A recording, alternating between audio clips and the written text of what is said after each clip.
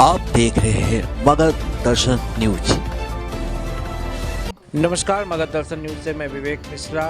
राजस्थान भवन रामानुज कोर्ट में अहिल्याबाई होलकर विचार मंच की एक आवश्यक बैठक की गई। मैं विवेक मिश्रा, मगध दर्शन न्यूज से देखें एक रिपोर्ट।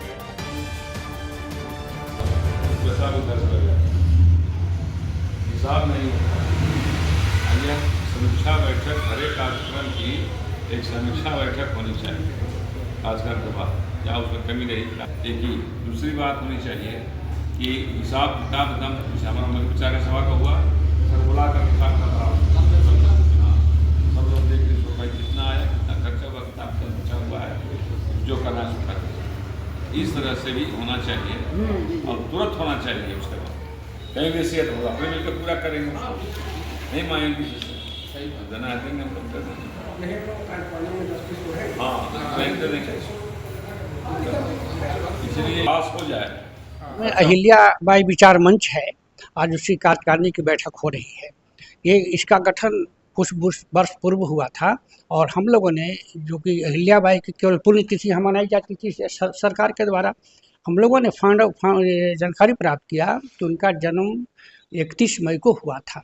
31 मई को हम लोग उसी दिन से लगभग 5-7 साल हो गया, हम लोग प्रति वर्ष हम लोग उनकी जयंती को मनाते आ रहे हैं।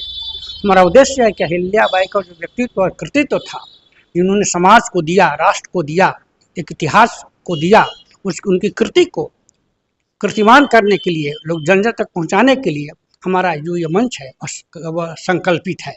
हम संकल्पित है कि गया की जो पहचान है महारानी अहिल्याबाई से ही है।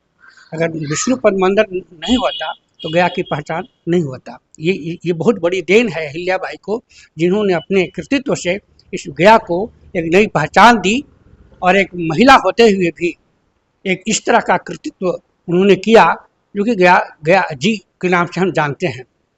विष्णुपद मंदिर का उन्होंने निर्माण कराया, उद्धार कराया, है कि नहीं, वर्षों से मिल करके उन्होंने इस तरह का काम किया। तो अहिल्याबाई एक विदुषी थी, एक बहादुर वीरांगना महिला थी, जो कि इतिहास में उनका कृतित्व है, व्यक्तित्व है।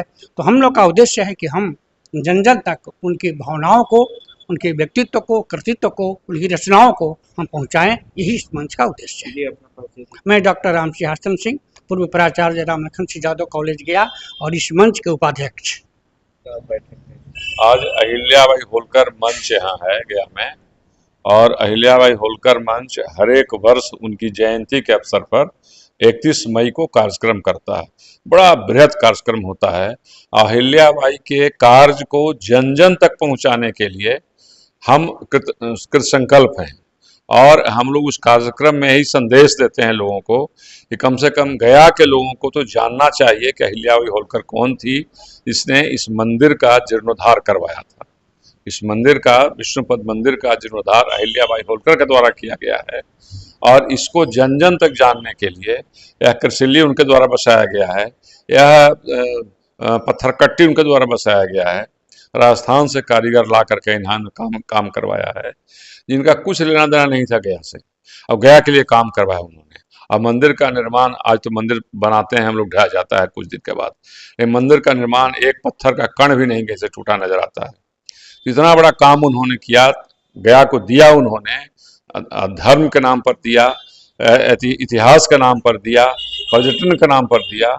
इसलिए हम लोग उनको याद करते हैं, उनकी जयंती मनाने के बहाने। डॉक्टर सच्चिदानंद प्रेमी, अध्यक्ष, अहिल्याबाई होलकर विचार मंच। हाँ, ऐसा है, वो पूछना है। अहिल्याबाई होलकर जी का जन्मोत्सव मनाने का आज उसी के अवसर पे यहाँ आज बैठक रखा गया है। हम लोग उसमें आए हैं। यहाँ भव्य शोभा यात्रा हर वर्ष 31 मई को निकाला जाता है विष्णुपद से, और बहुत भव्य यात्रा रहता है। बस उनके जन्मोत्सव का हम लोग का कार्यक्रम के बारे में आज बैठक हो रही है। हम नीलम मिश्रा गया से। नीलम मिश्रा गया से। महारानी अहिल्याबाई होलकर विचार मंच गया जी के आज हम लोग बैठक कर रहे हैं यहाँ, और ये महारानी अहिल्याबाई के बारे में लगभग पूरे भारतवर्ष में लोग जानते हैं। और गया की धरती को ये सबसे बड़ा एक महत्व है कि महारानी अहिल्याबाई स्वयं इंदौर से चल करके यहाँ आई, और अभी जो विष्णुपद मंदिर देख रहे हैं ये उन्हीं का देन है। और ये मंदिर आज दुनिया का एक नमूना के तौर पर भगवान विष्णु के चरण पर स्थित है। और हम लोग विगत 2016 से गया की धरती पर हम लोग उनका जयंती समारोह के तौर पर मना रहे हैं हम लोग यहाँ।